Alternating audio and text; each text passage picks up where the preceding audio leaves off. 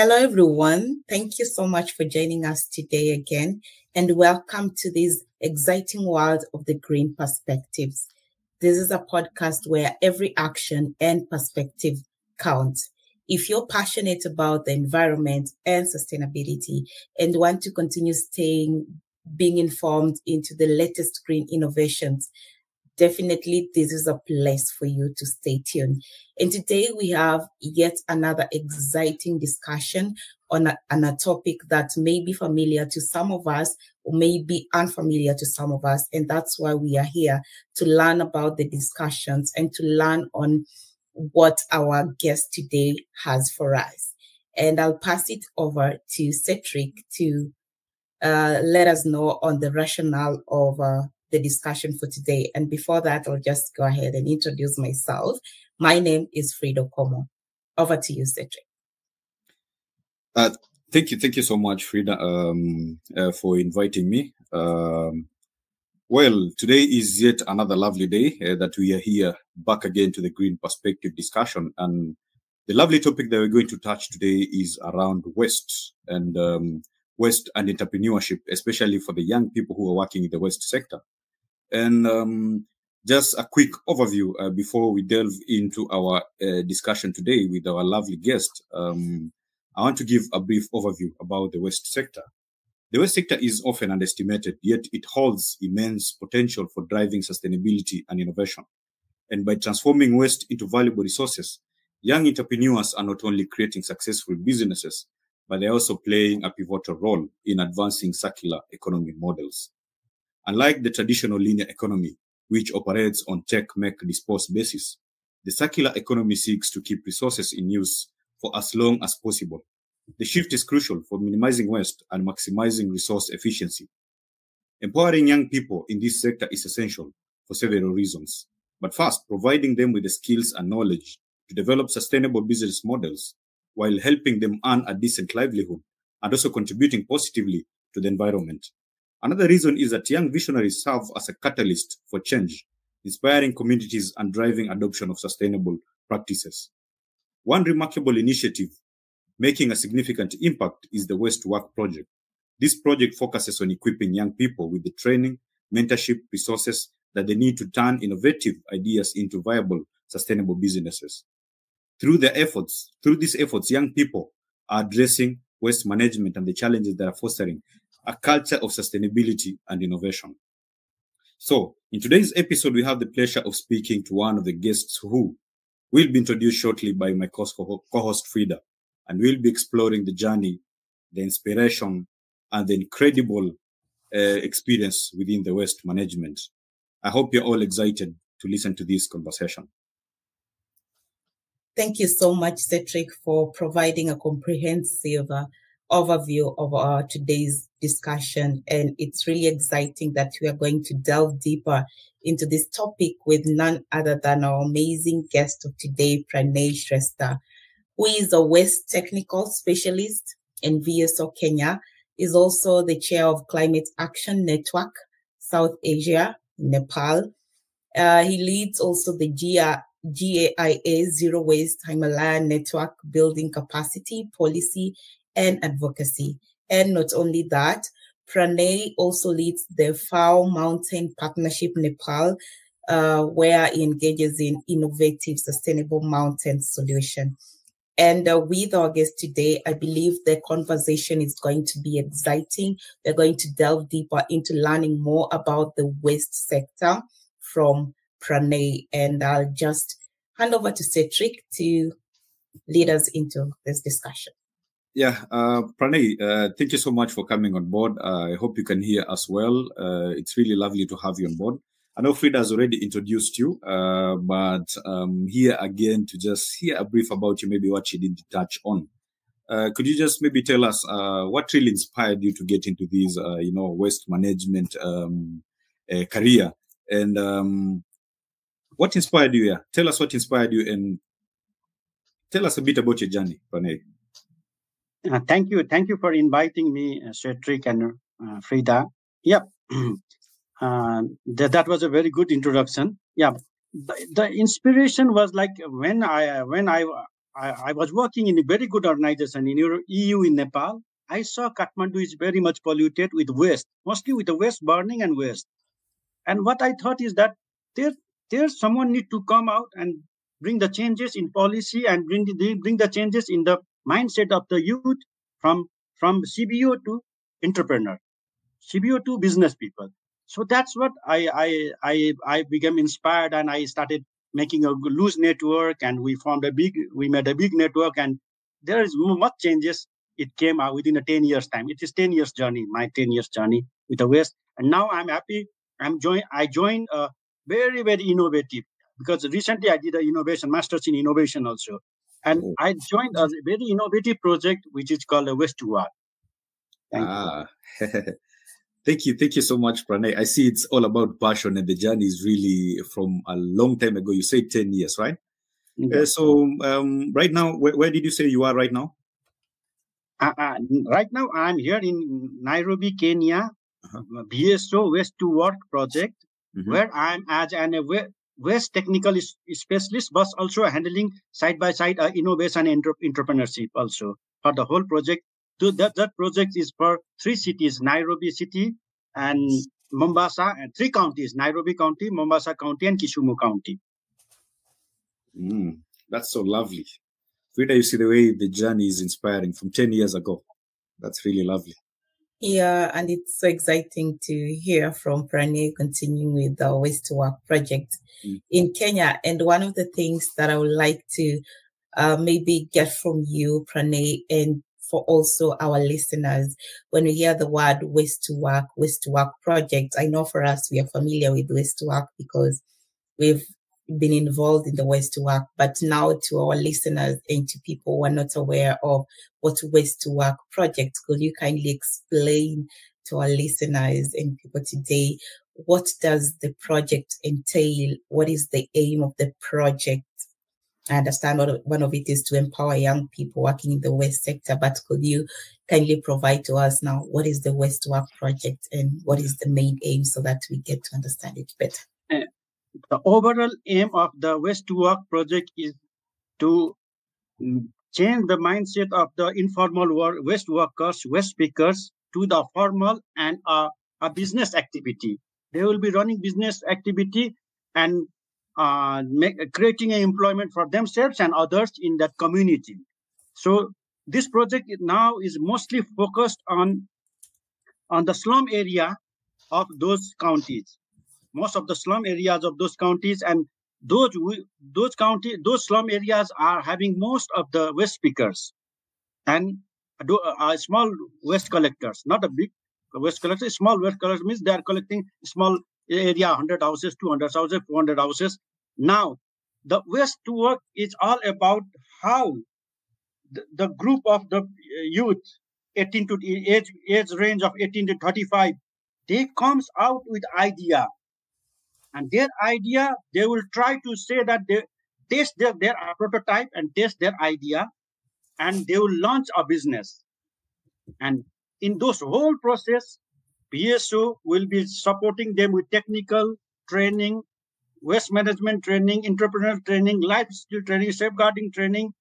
And after training, we'll be giving them a space where they can work with their idea. And at the end, what we will be doing in the third bucket, where we will be doing an accelerator program for those who are already tested and they need to scale up. So those businesses which are tested to scale up, the third bucket is nurtured with, which we say in business language, accelerator program that will be launching for them. And those businesses will be 191 total businesses in 3 counties. Those businesses will be growing bigger, and they will look for the impact investor or bigger investor from other part of the world also. So this way, the whole theme of the project is that how the vulnerable waste pickers or waste collectors, youths, life changes during the span of the project, and they becomes our entrepreneur or business people, those who can say that we are running this business and we are having this much of income, maybe running a buyback center, or maybe running a organic to composting, or maybe doing a recyclers also. And maybe some of the groups will reach to the point where they will be doing recycling activities in a big scale. So this is our main theme of the project, and what we are targeting is that we are targeting 3,900 participants, youth participants for all these three counties, and those participants will come with the YBC Youth Business Club, and they will form a group where they will be running the business. That's the main theme of this project. Thank you, Pranay. And just a follow-up on that. I love how you've explained the Waste to Work project, and from the look of things, it's like the design is youth-led, where they come up with the idea. The idea comes from them, and then you launch that idea. You help them with building their technical capacities, and also your aim of reaching 3,900. That is a huge, huge aim. And something that is coming out that is interesting is the different contributions.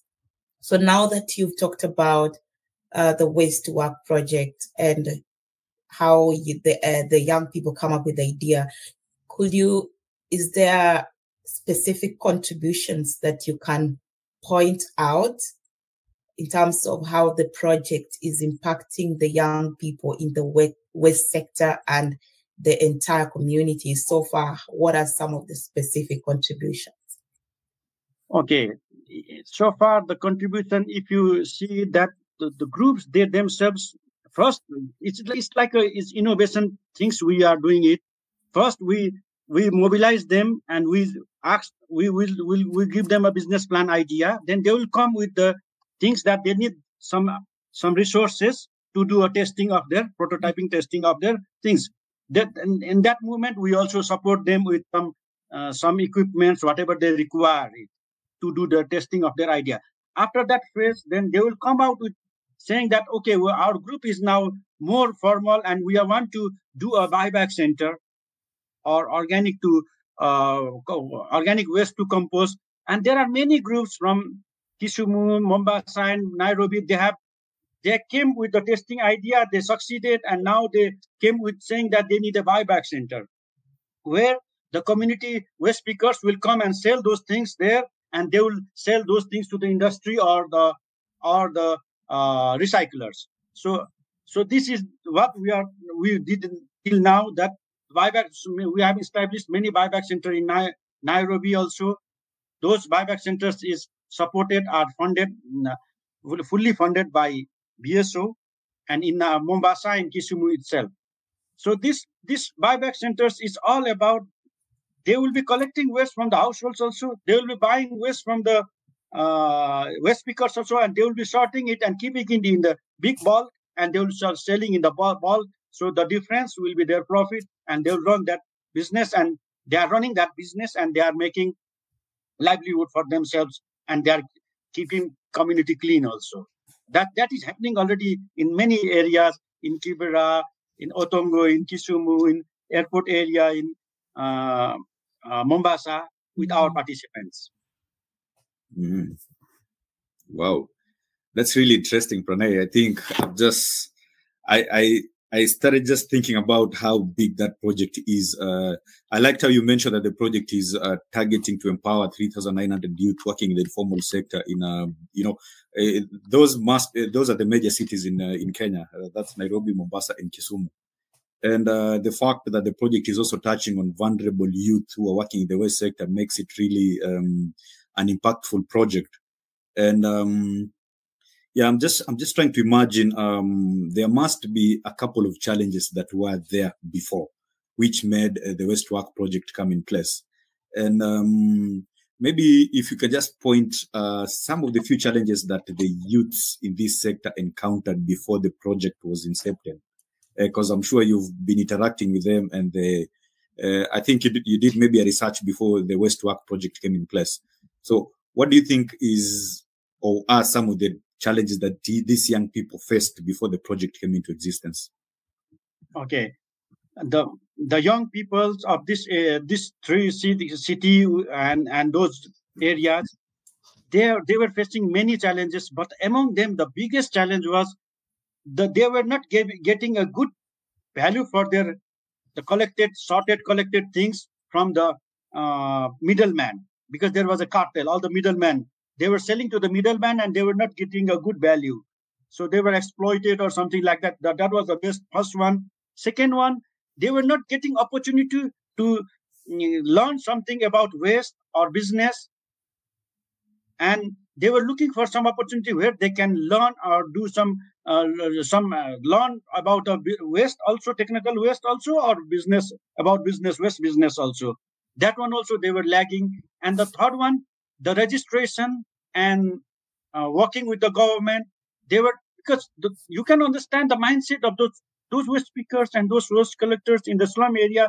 They have not so much, they have not that ability that they can go to the government office and they can say that we want to work this or we can do together these things.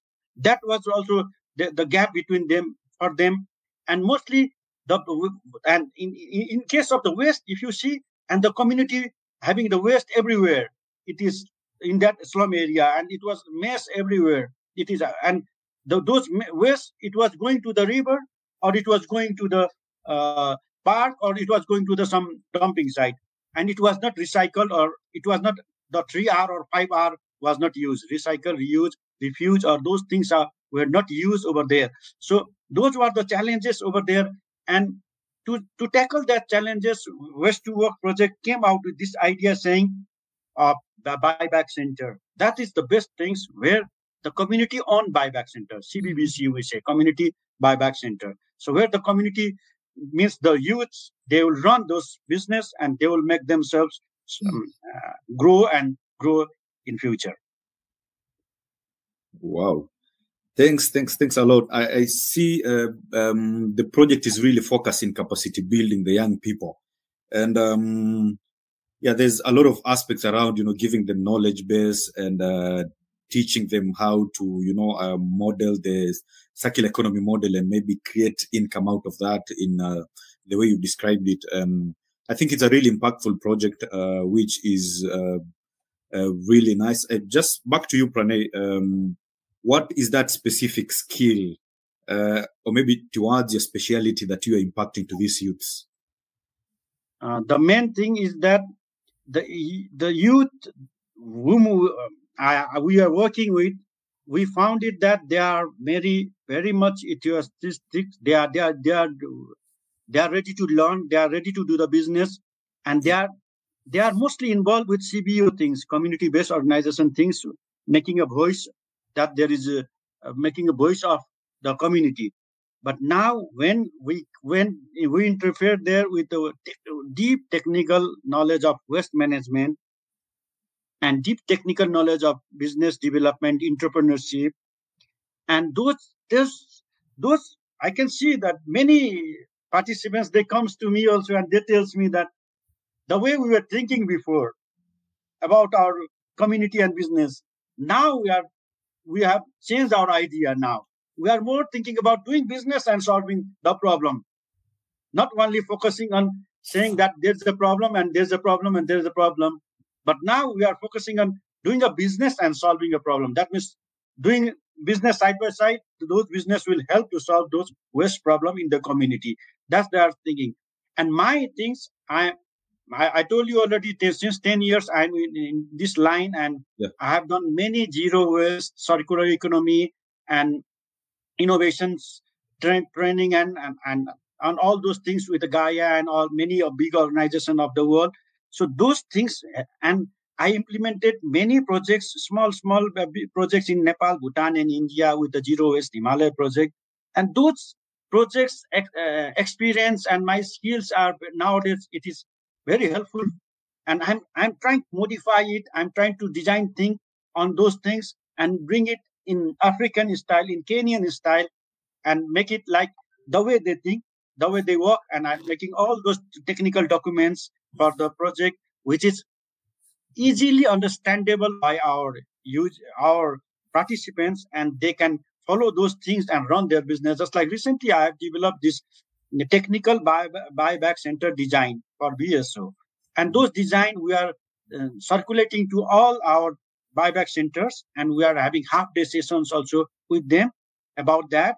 And we're asking them, this is only the standard. You can follow it, or you can follow your way also. But if this standard is followed, it will be helpful to be registered, and it will be helpful for you to flourish your business also. That's what we are doing it.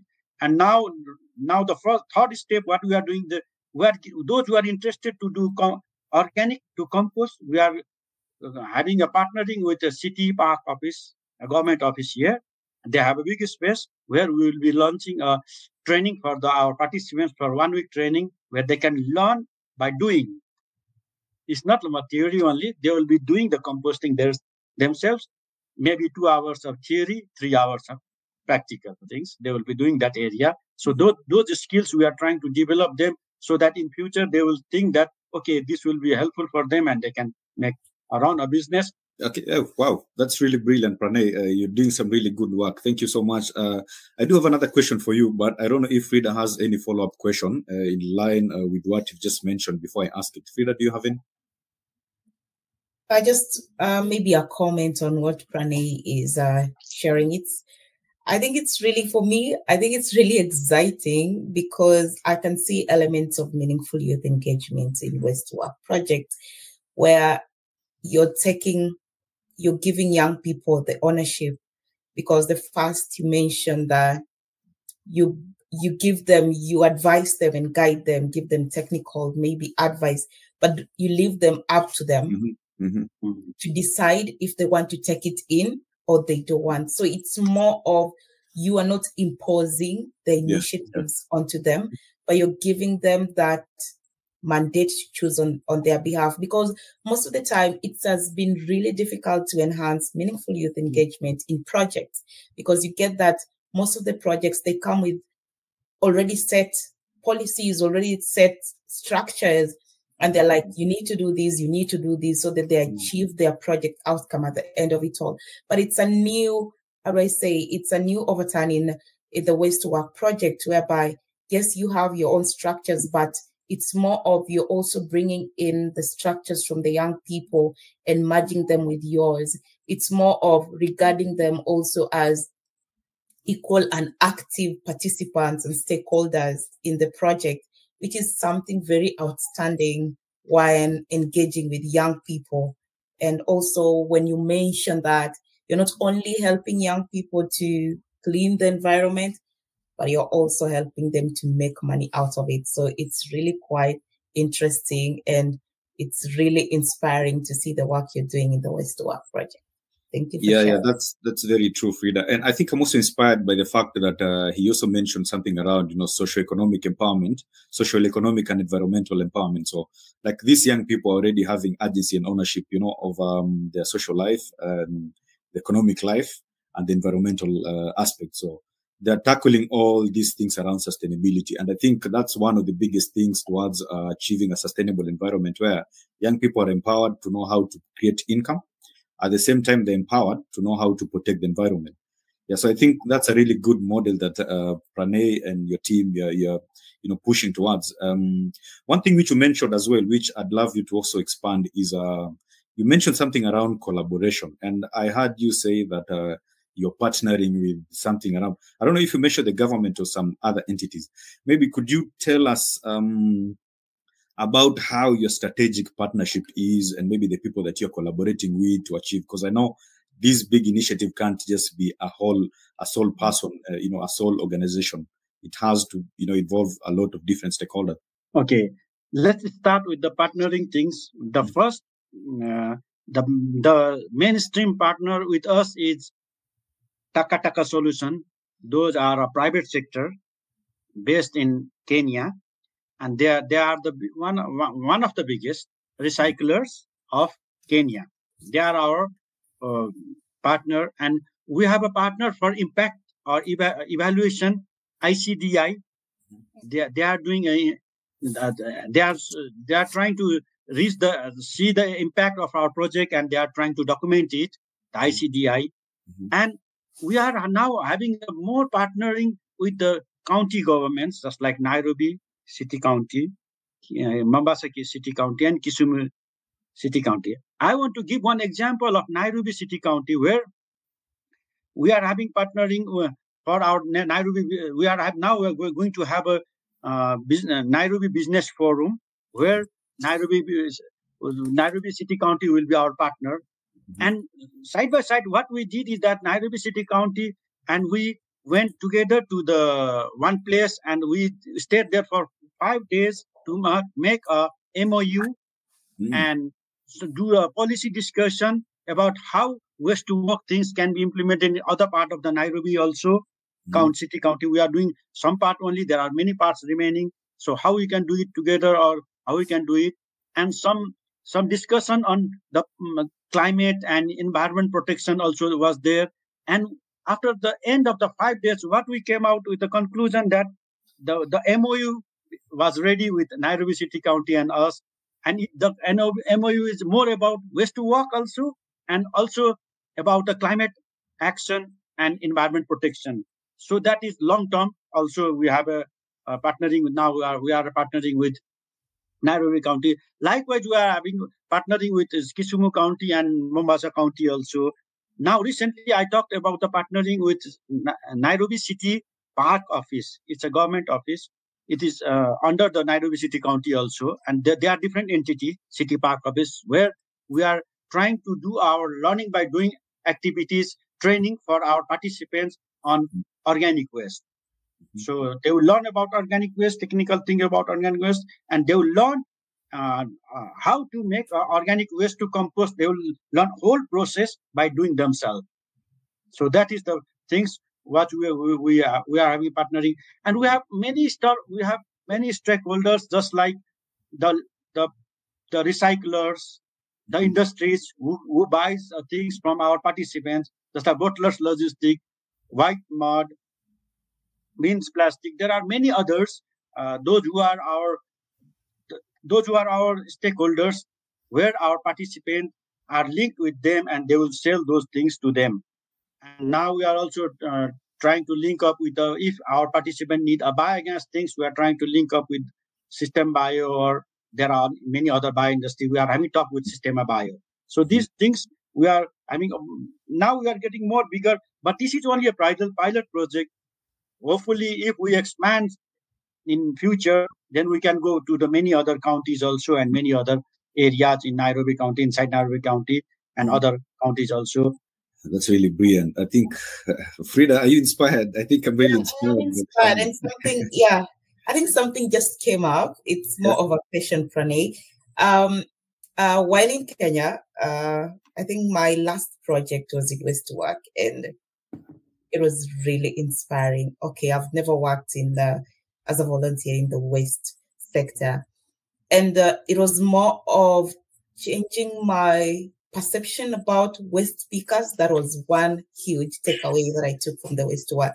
Actually, I was working in Kisumu, and one of the things for me before working in the waste sector is that I got to view the young people who are engaged in the waste sector, the waste pickers, as, how do I say, street kids.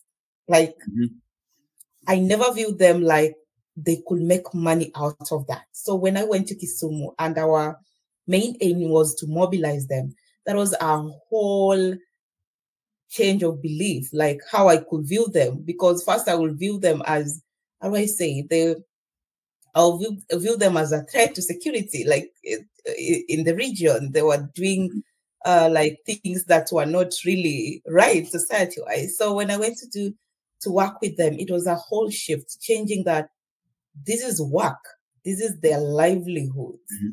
And it started with me changing my belief and just viewing them as young people who are going there to look for work and trying to make a living out of waste. And it leads me to one question. You've mentioned stakeholders, the government, taka, recyclers, and everything. And maybe a question I would like to ask, which I also realized, identify, is the gatekeepers in the waste to work sector.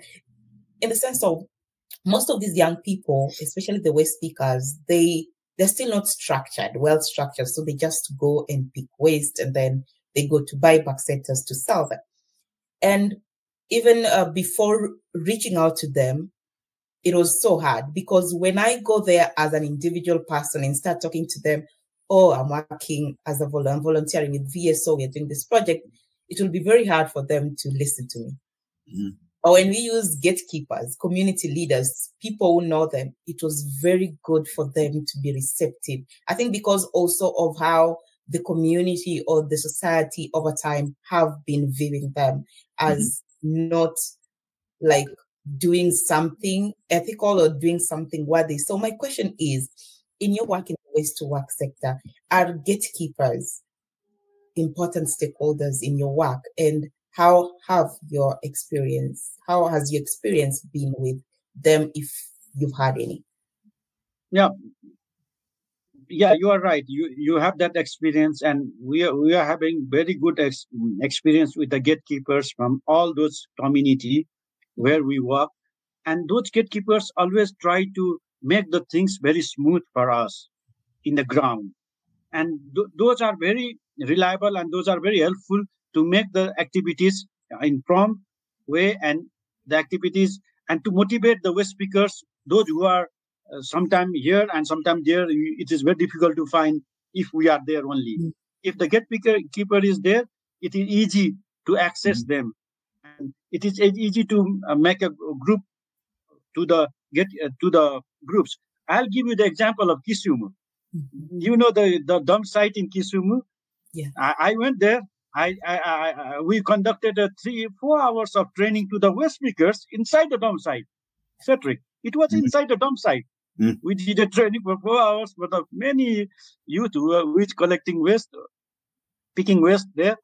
And now we motivated them, and they are forming a buyback center. We are already supporting them for that buyback center. And this is where the in that place, that place, there was a gatekeeper from the county government, I think, inside the dump site. He played a role as a gatekeeper for us, and it went very smooth. And now they are doing a business buyback center. It will be established by this week or next week. It is under process already. So you can see how the informal waste pickers, those always thinks about collecting and picking or something from the dam site and making some money. Now they are saying we are with a group, we want to do business, and we want to make it bigger. So that way it is working. Wow, that's really nice. I think I'm really inspired, and it takes me back. Fridah, first of all, I think that's a really big inspiration from the fact that waste to work is demystifying the aspect of waste pickers being the perception that you mentioned. Like initially, you had this feeling that they were perceived in a different way, and right now you have a different thinking towards that. So that means the project is pushing towards demystifying, some social aspects of the project. And I think that's really positive. Allow me to just ask something, maybe before Fridah, if you have anything to ask. Pranay mentioned about collaboration, partnership, with the government, with the private stakeholders. And I think that brings a really good model with the Waste to Work project, because it's acknowledging the symbiotic relationship that exists between, a partnership. And it acknowledges also the helix models of innovation, where it's partnering different, institutions, industries, partnering with government and private, partnering with also academic institutions or maybe research institutions. The way you mentioned ICDI, International Child Development Institute initiative. And I think that's a really positive thing to say for the project, because it thinks about sustainability and not just the short-term aspect of it. If we think about the long-term aspect of it, so that means the project has an acknowledgement that there needs to be continuity. And I think Pranay mentioned about something around a pilot program, the project being a pilot project, and now there's urgency and need for thinking beyond by partnering with the county to see if they can be able to expand to to other places. So I think a comment which I want to make is that model is really nice, and I think I'm really passionate about that model, because I'm also a sustainability enthusiast, for my background in sustainable innovation and entrepreneurship. And you mentioned something around the MOU with the Nairobi County government. What aspects do you think you want to push towards the memorandum of? What aspects do you want to acknowledge, or what aspects do you want to push for in that MOU between you and the government? Okay. this MOU is for the Nairobi County. And this time, Cetric, we are very lucky because even each ward office, they have an environment officer now. They hire it. Wow. So each and every ward in Nairobi, they have an environment officer. So this MOU is all about how the ward of environment office will work together with us and help the youth business to grow and keep community clean. And the best things about that MOU is that we try to convert the idea from CBU to a business youth. So we try to make in MOU that those youth who will be working in the ground, they will be running a business, not only a CBO things. If you run a business, you will work 5 days. Because if you don't work today, you don't make money. Yeah. You will work 5 days to 7 days. But if you are working as a CBO, you will be a weekend campaigner, working on Saturday or Sunday only for the West. And that will create still the problem of the society will be still remain same. So we agreed on that also. And we agreed on an MOU that about the climate action and to make a Nairobi County stakeholders, and that stakeholders group will be leading to the national or international also.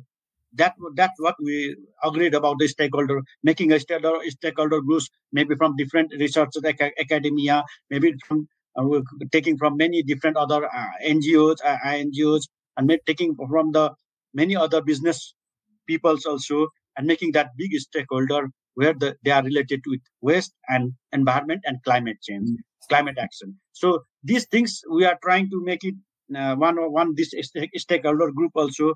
Those are the main in MOU, and there are many other things, but these are main which touches our project. Wow, that's really inspiring. I know Fridah has something she wants to ask you. Fridah, no, it's not like asking, but it's just adding on to what Pranay is saying. Like he's sharing so many good points and strategies and interventions. And one of the things I got from what he said that caught my attention, and it's really important, when you said in Kisumu, you went to train the waste pickers in the dam site. That is really commendable to project implementers, especially because you really value their work. It's more of acknowledging their work and going there to offer their training rather than making them come to you. It's more of you've made them the center of the project. Their voices count, their experiences matter.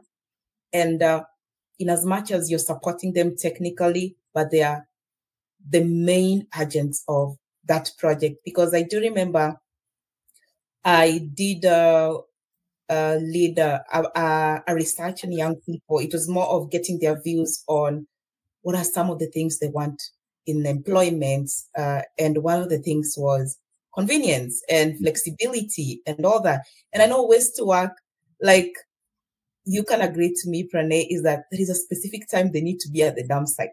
There is a specific time they need to take their. So just getting to learn that you guys acknowledge and honor that and take that training to them rather than inconveniencing them to maybe come into a place. So that's quite really commendable. And Cetric, you have something? No, it's just to echo on the same, Fridah. I think it has so much relevance also to my experience. The way you're saying, like, taking the training to them, it gives them the agency and ownership of the project because they feel like you people value them, right? And that there's that aspect of them now being in a position to also be comfortable because now these people are acknowledging the environment. And if Pranay and the team can be able to come to them, then that means they value the project, and that means it creates a different thinking to them. And now I feel that's a really positive thing that you guys are doing, and that's why it's changing the social aspect and demystifying everything in the project. Yeah, so that's really commendable.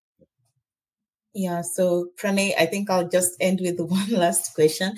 And this question is also one of the questions that our listeners are really excited to hear, because when I was introducing the podcast, it's more if they want to stay informed on the latest green innovations, what is happening in this green world, then they'll definitely listen in, and this podcast is definitely for them. So my question will be, in your work in the waste sector, are there any innovative approaches or technologies in this field, that you're finding particularly promising, and what role does entrepreneurship play in driving these technological innovations?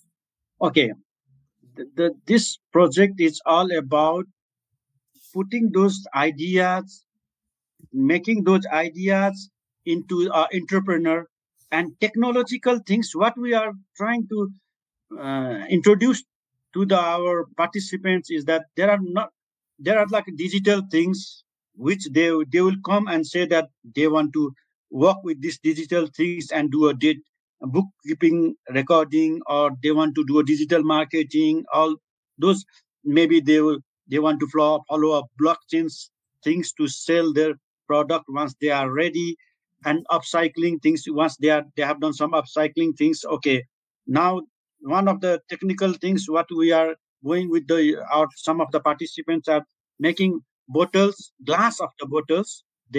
We can drink a juice or any drinks. And those are not fancy, not so expensive. It is very simple way to do it, and those technologies are transferring to them with our by our stakeholders. And most of the technology which to do a recycling, compacting, and all other things, we are showing them, bringing to our partner Taka Solutions, where they have those recycling activities, compacting activities, all those technical things to convert plastic into pellet. Also, they are doing plastic to pellet.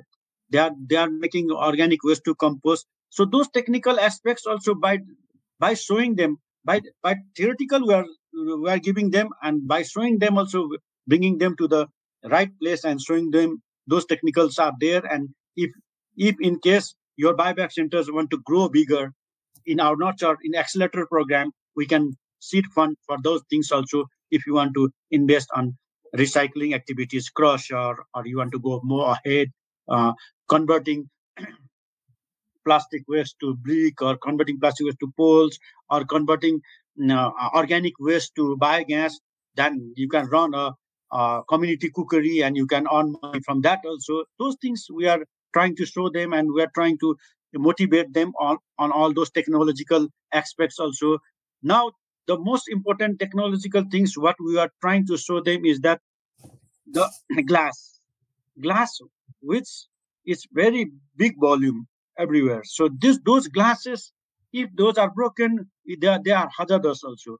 But the broken glass, what they can do is they can cross it and they can bring to the industry directly. So we can link them to the industry. They can sell to the industry. Those crushers or those washers, those technology, we are trying to transfer them.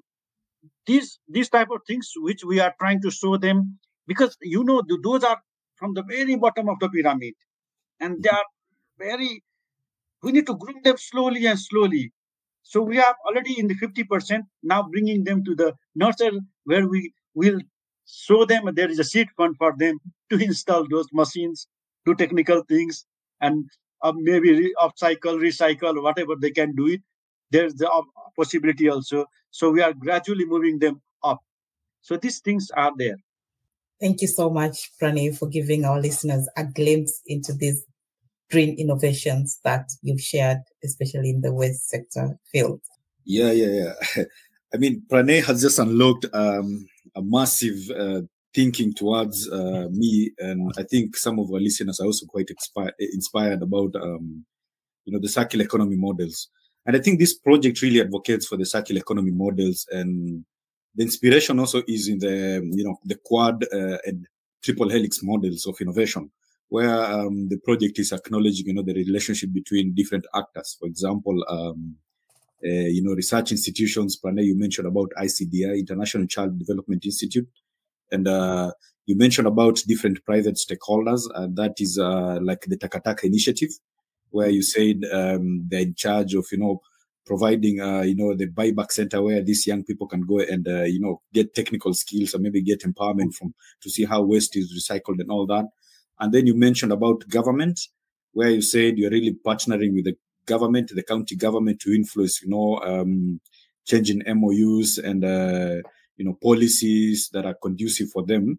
They're creating a conducive environment for them to work and also get empowered in the entrepreneurial ventures when they're engaging in a business. So I think this project is really inspiring. And if there's anybody who wishes to understand how, the waste sector is also enterprising and there's income coming out of that, I think this is one of the projects that people need to come and have a look at it. And there's a lot that is coming out of this project. The way Fridah also mentioned something around, demystifying the waste sector, that young people in the waste sector, the vulnerable young people, have a potential, to create a massive change in this sustainability model, right? So I'm really inspired by that. I think our listeners are also really inspired. I think at the end of it, Fridah will share with us where, if you want to get more information, you'll be able to find that in the website and in our social media platform. Yeah, but I think before we come to an end, Pranay, is there anything maybe you'd love to share with us? Maybe anything enterprising or anything, just general insights you wish our listeners to listen to? Okay. The conclusion is that the whole entrepreneur ecosystem should be established for the waste workers, waste pickers in any area. So those entrepreneurs from those waste pickers and waste workers, they can change the society in following the triple P of the UN. Just like economy, social, and environment, triple E of the UN, the three pillar of the UN. So these things is like entrepreneur ecosystem. Now the world is shifting from advocacy to activity, doing business activity. So that's why you can see many startups growing all over the world. Startups. That's what we are trying to do it also in our project. Bring the startup, groom them, and make them bigger.